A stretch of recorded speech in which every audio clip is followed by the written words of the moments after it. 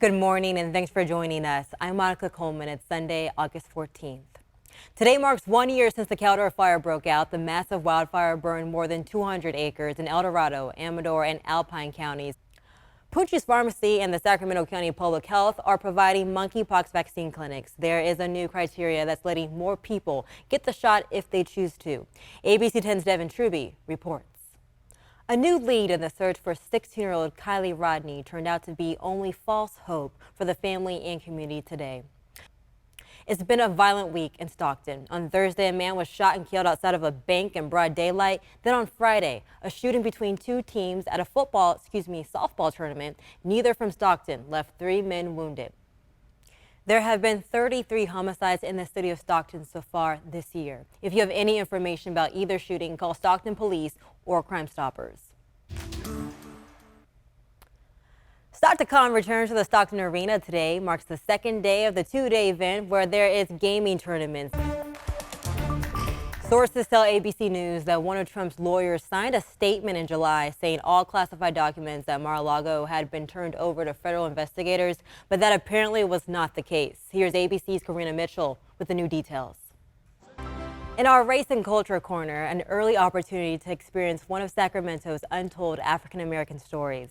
ABC 10's Candace Redd dives into the history of Florence Square.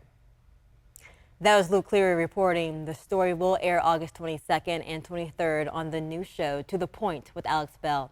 That show premieres with its first episode on Monday evening at 6:30.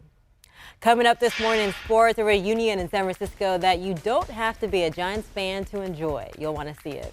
Coming up in the next half hour of Weekend Mornings, growing concerns about polio, the new warning from doctors, and who is most at risk of getting it. Plus, saving money on groceries. We have tips to help you next time you go to the grocery store. Welcome back to ABC 10 Weekend Mornings. I'm Monica Coleman. If you're keeping an eye on the time, it's 6:29. It's been 1 year since the devastating wildfire that destroyed the town of Grizzly Flats and burned thousands and thousands of acres. The massive wildfire burned more than 200 acres in El Dorado, Amador, and Alpine County. And an update to the McKinney fire this morning. Some good news. The fire is now 90% contained and has burned over 60,000 acres. The winds aren't expected to be too strong in the area this week. All right, let's go ahead and turn it to Brendan because I know you've been tracking the winds and the heat because things are warming up. Famed author Salman Rushdie is recovering this morning inside a New York hospital after being stabbed during a public appearance. The man accused of attacking him appeared in court Saturday. ABC's Karina Mitchell was there and has reaction from the community. And as kids return to the classroom this August, there are many questions popping up about whether it's safe to play contact sports. Here's what we found out. Now to soaring food prices. We're looking at different shopping strategies with simple ways to save at the supermarket. For example, ABC News went shopping with a food analyst. Could inflation finally be going down? President Joe Biden recently claimed it is so. So Casey Decker with our National Verified team looked into the data. Experts say one of the hottest places in LA County is in the San Fernando Valley. They call it a heat island with lots of concrete and little green space with.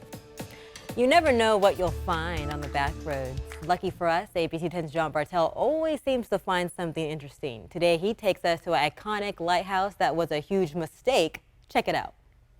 A Sacramento Buddhist church held an event to raise awareness and money for the war in Ukraine back in February. Armed with boxes of corn pops and Rice Krispies, some teenagers are giving back in a big way. If you're looking to escape the heat, how about a comedy featuring a Hollywood legend and a nice cold movie theater? Marcus Allen says Mac and Rita is what to watch. So Brendan, the big takeaway from today is it's going to be hot. Triple digits are back. Yep. And maybe work out right now or Yeah, this get all your evening. stuff done in the morning while it's still cool and not in the afternoon.